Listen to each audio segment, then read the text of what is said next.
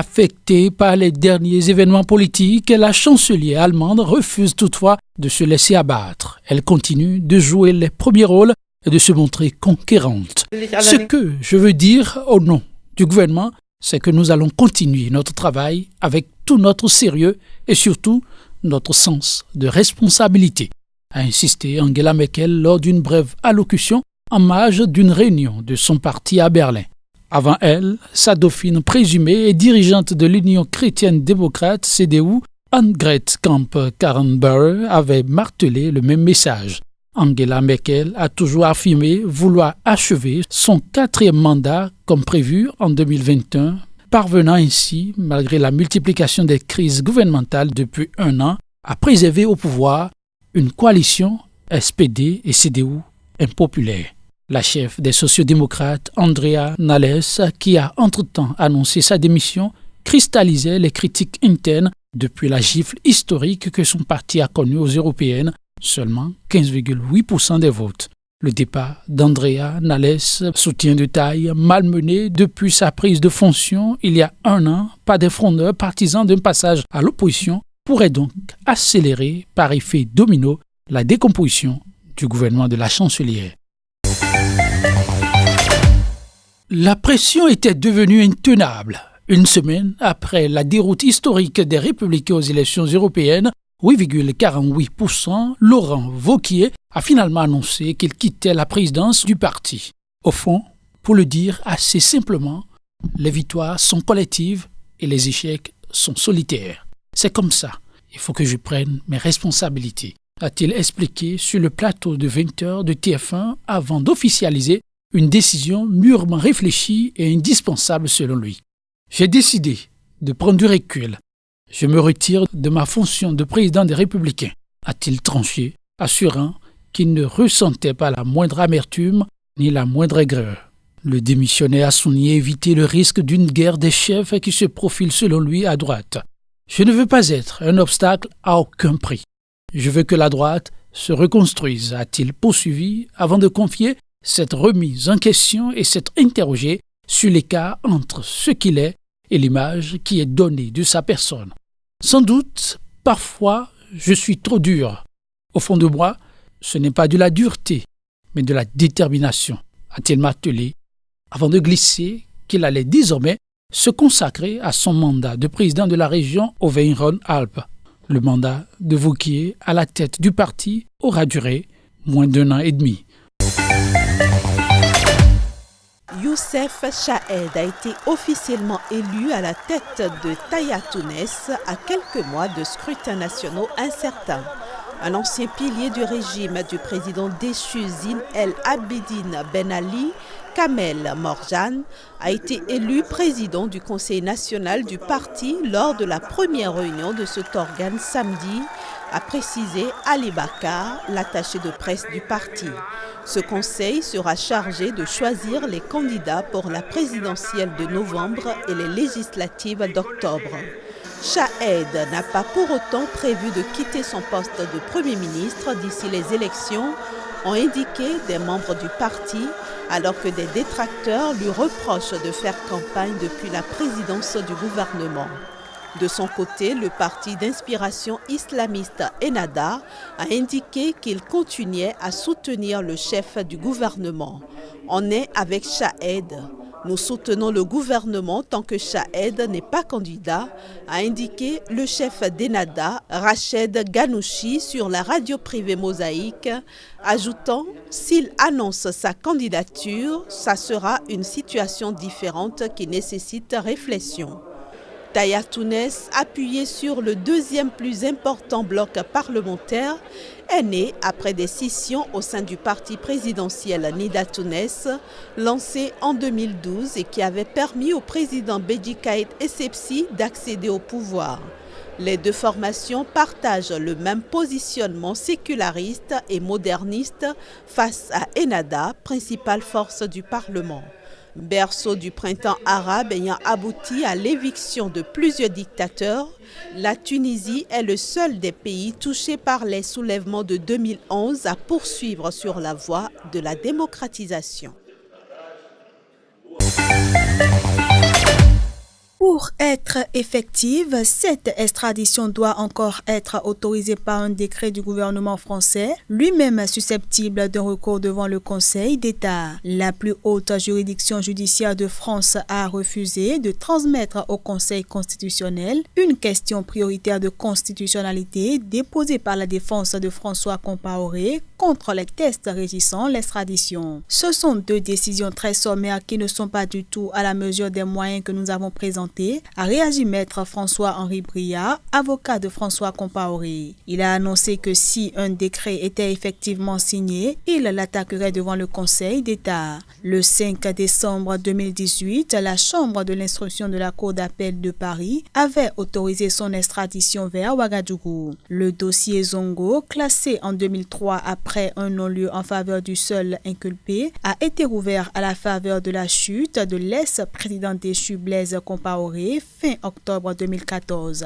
Alors qu'il enquêtait à l'époque sur la mort de David Ouedraogo, chauffeur de François Compaoré, le journaliste burkinabé Norbert Zongo, 49 ans, et 3 personnes qui l'accompagnaient avaient été retrouvés morts calcinés dans leur véhicule en décembre 1998 dans le sud du Burkina Faso. Âgé de 64 ans, François Compaoré avait été arrêté à l'aéroport Charles de Gaulle en octobre 2017 en exécution d'un mandat d'arrêt émis par les autorités de Ouagadougou. À ce jour, il n'est pas inculpé dans son pays à la différence de 3 ex-soldats du régiment de sécurité présidentielle, l'ancienne garde prétorienne de Blaise Compaoré. Organisée chaque année le 3 juin depuis 2015 par des collectifs de femmes et par la communauté LGBT, cette manifestation vise à dénoncer la violence machiste. Cette dernière, malgré une prise de conscience croissante du phénomène et une augmentation des plaintes, reste un fléau en Argentine, pays de 44 millions d'habitants, où 278 féminicides ont été recensés en 2018 selon des chiffres de la Cour suprême. Ce n'est pas contre les hommes, c'est pour nous tous, pour parvenir à l'égalité. Historiquement et culturellement, on vient de loin. Nous les femmes, avec une montagne de choses. Alors qu'on soit là debout à chanter, scander des slogans, se maquiller, c'est formidable. Ça me rend très heureuse.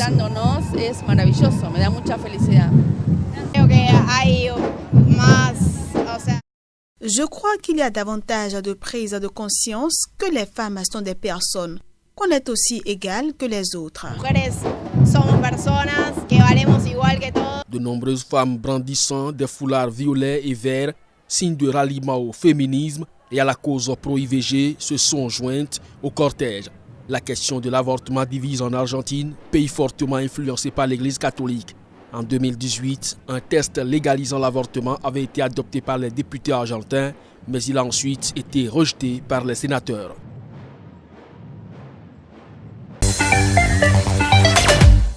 Le dirigeant suisse qui avait succédé en 2016 à Sepp Blatter a été réélu par acclamation, et ce, selon une recommandation du Conseil prise lundi et soumise avec succès au Congrès à 2 jours du match d'ouverture du Mondial 2019 féminin en France. Le tableau en sa faveur se présente comme suit. Un Mondial 2018 en Russie sans faute, la meilleure édition de l'histoire, l'introduction de l'assistance vidéo à l'arbitrage, la meilleure innovation des dernières décennies, ou encore un Mondial 2026 à 48 équipes attribuées sans problème au trio États-Unis, Canada, Mexique. Le bilan d'Infantino a convaincu sans surprise les 211 fédérations membres de renouveler son mandat. Avec la mise en place de réformes institutionnelles pour une bonne gouvernance après le scandale de corruption qui a entraîné la démission de Blatter, Infantino n'a cessé de vanter son bilan dans ce domaine. On va investir dans l'éducation avec Football for Schools et d'autres projets. Parce qu'on éduque et on forme des êtres humains, des hommes et des femmes. C'est notre responsabilité. C'est la responsabilité de chaque un et chacune d'entre vous. On va réformer le système des transferts. Une vraie réforme. Voire même une révolution. Parce qu'on en a besoin. Pas seulement les comptes de la FIFA doivent être transparents, mais aussi tous les flux financiers autour des transferts des joueurs. Nous ne devons pas avoir honte de devoir développer les recettes. C'est notre mission. a ajouté le dirigeant, citant l'élargissement de la Coupe du Monde de 32 à 48 équipes en 2026 ou la création d'une nouvelle Coupe du Monde des clubs dont l'édition pilote aura lieu en 2021.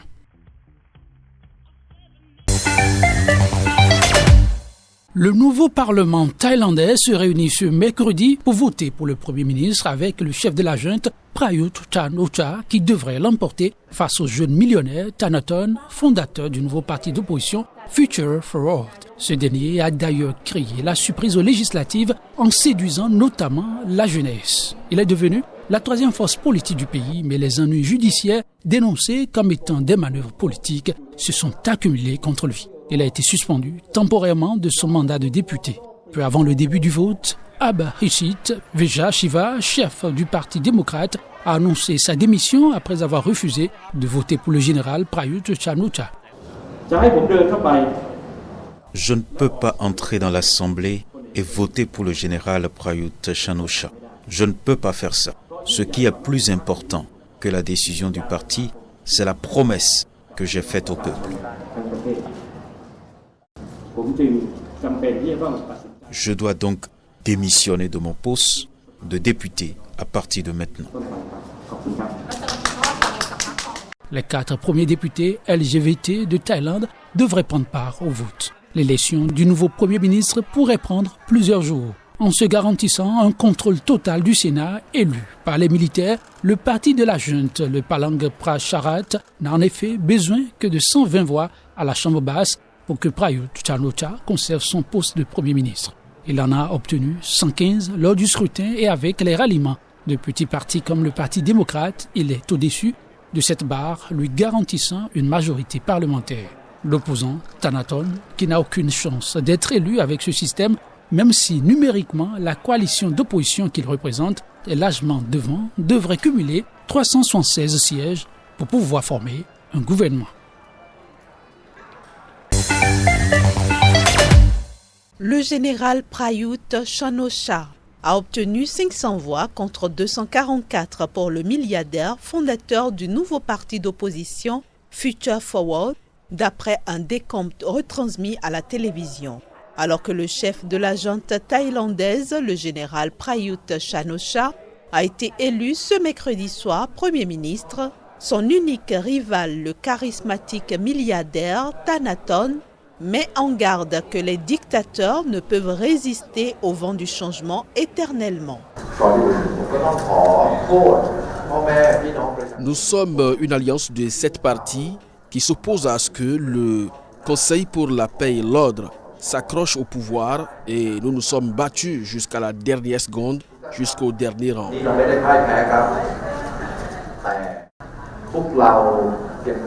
Nous croyons fermement que la victoire finale appartiendra au peuple. Les dictateurs ne peuvent pas résister éternellement au vent du changement.